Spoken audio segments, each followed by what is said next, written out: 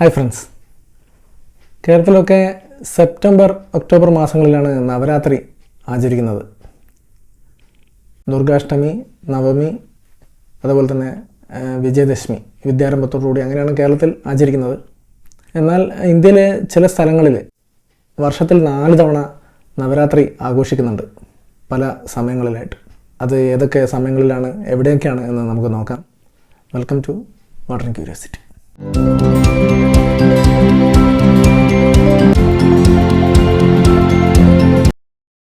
നവരാത്രി എന്നത് പ്രധാനമായിട്ടും mother goddess അഥവാ ദേവി ആരാധനയുമായി ബന്ധപ്പെട്ടാണ് ഇന്ത്യയിൽ ആചരിക്കുന്നത്. 4 ഋതുക്കളിലായിട്ട് 4 നവരാത്രി ആചരിക്കുന്ന ഒരു പതിവുണ്ട്. ഇതിനെ ചതുർ നവരാത്രി എന്നാണ് പറയുന്നത്. ശാക്തേയ മതം അഥവാ ഹിന്ദുമതത്തിലെ ശാക്തേയ വിഭാഗമാണ് പ്രധാനമായിട്ടും ഈ നവരാത്രി ആഘോഷങ്ങൾ തുടങ്ങിയതെങ്കിലും പിന്നീട് അത് ശൈവ വൈഷ്ണവ വിഭാഗങ്ങളിലേക്കും വരികയാണ് ഉണ്ടായത്. ഇന്നിപ്പോൾ എല്ലാ വിഭാഗങ്ങളും നവരാത്രി ആചരിക്കുന്നുണ്ട്. ചതുർ നവരാത്രികളിൽ ഏറ്റവും പ്രശസ്തവും അതുപോലെ വ്യാപകമായി ആചരിക്കപ്പെടുന്നതുമായ നവരാത്രി ശാരദ നവരാത്രിയാണ്. അതായത് ശരത്കാലത്തിലെ നവരാത്രി, അതായത് സെപ്റ്റംബർ ഒക്ടോബർ മാസങ്ങളിൽ വരുന്ന നവരാത്രി. മഹാനവരാത്രി എന്നും ഇതിനെ പറയാറുണ്ട്. അതായത് ഇന്ത്യൻ കലണ്ടറിലെ അശ്വന മാസത്തിലാണ് ഇത് സാധാരണയായിട്ട് ആചരിക്കുന്നത്. ദുർഗാദേവി മഹിഷാസുരനെ വധിച്ചതുമായി ബന്ധപ്പെട്ടും അതേപോലെ രാമൻ രാവണനെ വധിച്ചതുമായി ബന്ധപ്പെട്ടാണ് ഐതിഹ്യങ്ങളാണ് സാധാരണ ഈ നവരാത്രിയുമായി ബന്ധപ്പെട്ട് പറയാറ്. അതായത് തിന്മയ്ക്കുമേൽ നന്മ നേടിയ വിജയം എന്നാണ് ഉദ്ദേശിക്കുന്നത്. 1 മുതൽ 9 വരെയുള്ള ദിവസങ്ങൾ ദുർഗയുടെ വിവിധ ഭാവങ്ങളാണ് സാധാരണയായിട്ട് വിശ്വാസികൾ ആചരിക്കുന്നത്. ദുർഗയുടെ ഈ 9 ഭാവങ്ങളെ നവദുർഗ എന്നും പറയാറുണ്ട്. ശൈലപുത്രി മുതൽ സിദ്ധിദാത്രി വരെയുള്ള രൂപങ്ങൾ.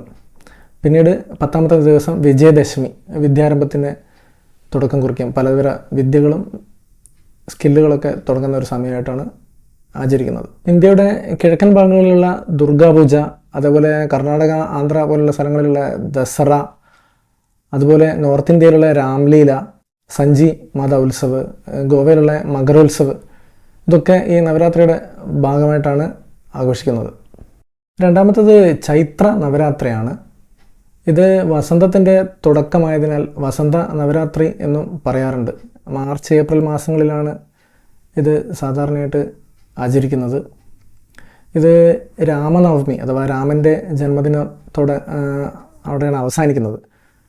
അതുകൊണ്ട് തന്നെ രാമനവരാത്രി എന്നും പറയാറുണ്ട്. ഇത് ഇന്ത്യയിലെ മിക്ക കലണ്ടറുകളിലും പുതുവത്സരമാണ്.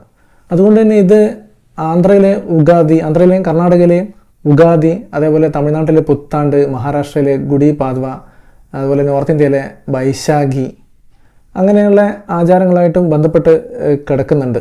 കാശ്മീരിൽ ഇത് നവ്രെ എന്ന പേരിലാണ് ചൈത്ര നവരാത്രി ആചരിക്കുന്നത്.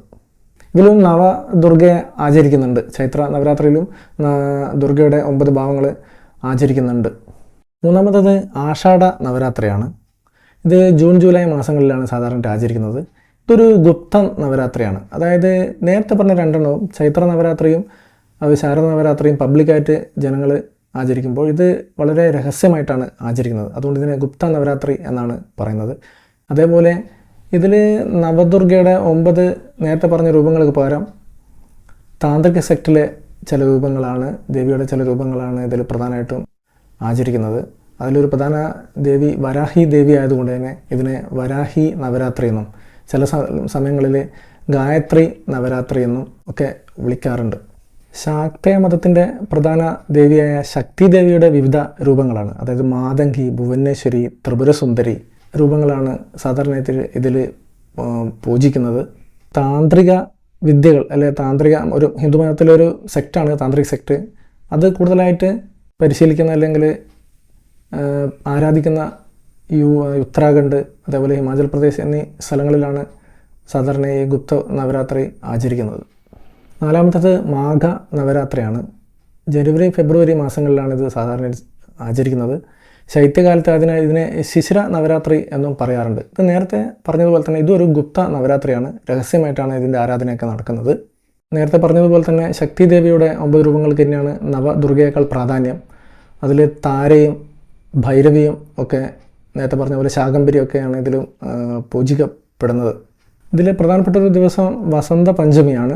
ഇത് നമ്മൾ നേരത്തെ കുംഭമേളയോടൊക്കെ അനുബന്ധിച്ച് ഈ പേര് കേട്ടിട്ടുണ്ടാകും, വസന്തപഞ്ചമി എന്നത്. നേരത്തെ പറഞ്ഞതുപോലെ താന്ത്രിക് സെക്റ്റിന് കൂടുതൽ പ്രാധാന്യമുള്ള ഉത്തരാഖണ്ഡിലും ഹിമാചൽ പ്രദേശിലൊക്കെയാണ്. അതിന് പുറമെ പഞ്ചാബിലും ഹരിയാനയിലും ഒക്കെ ഇത് ആചരിക്കുന്നുണ്ട്. ഇതാണ് ഇന്ത്യയിൽ വിവിധ ഋതുക്കളിൽ വിവിധ സ്ഥലങ്ങളിൽ ആചരിക്കുന്ന 4 നവരാത്രികൾ. എല്ലാവർക്കും നവരാത്രി ആശംസകൾ.